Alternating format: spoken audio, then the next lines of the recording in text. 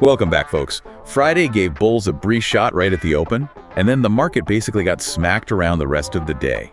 After the more alarming breakdown we talked about yesterday, this session kept the pressure on with a stronger dollar, firm oil, and more ugly closes in key charts heading into a big week ahead. Welcome to today's stock market summary. Please note that none of this is buying or selling advice. We're just calling what we see happening in the charts as things develop. Okay, let's break this down.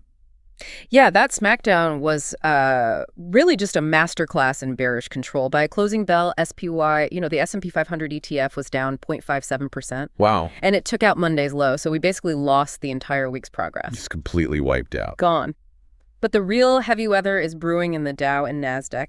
DIA and QQQ are drifting dangerously close to their 200-day moving averages right now. That 200-day line is basically the ultimate line in the sand, right? Yeah, it's a classic boundary between a bull market and a bear market. Right, and the sector rotation tells a really specific story here. The big growth names are just becoming technical casualties, like Apple falling through lower after that trendline break we mentioned yesterday. Yeah, Apple really struggled. And Meta snapped a long-term trend line too. Yeah. But utilities and energy are surging, with Brent crude pushing past $100 a barrel. Thanks to supply disruptions, investors are basically just scrambling for a storm shelter. That storm shelter mentality is textbook when the tape gets uneasy. Capital just rotates into things people literally have to buy. Right, like power and gas. Exactly. Hey, don't forget, if you've got a stock you're watching or a question about the markets, let us know in the comments. We want to know what you're tracking to make these videos more relevant if possible, and we'll do our best to talk about what we see in a future episode. And as always, drop a like if you appreciate these market summaries and click subscribe too so you can stay updated. So this defensive rotation really stems straight from Friday's macro data, doesn't it? Yeah, fourth quarter GDP growth was revised down to a really sluggish 0.7% annualized rate. Which is pretty bad. It is. But simultaneously, inflation is just stubbornly stuck. Core PCE is sitting at a very sticky 3.1% year over year. Wait, I have to push back here. Normally, if economic growth softens and JOLTS data shows tepid hiring. Right, softening up. Yeah, Wall Street usually throws a party.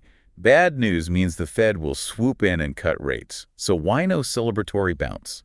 Because this is where the traditional playbook gets completely thrown out for you listening. That mix of slowing growth and sticky inflation creates a massive trap. How so? Well, if the economy stalls but prices still rise at 3%, the Fed has zero breathing room.